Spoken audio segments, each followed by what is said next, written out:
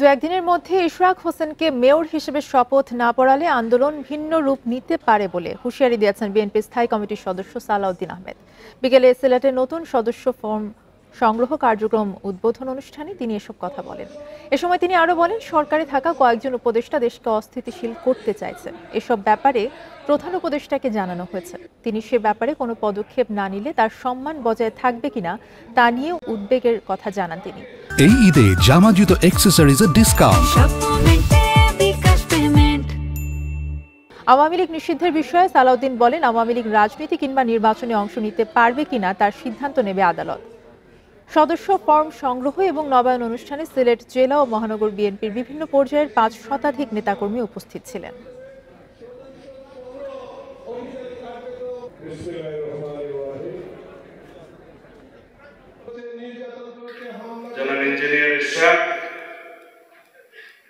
Election commission যার নামে gazette প্রকাশ করেছে আদালতের রায় মেনে, তাকে আপনারা শপথ গ্রহণ করাবেন না, বিভিন্ন রকমের কলা কৌশল করছেন।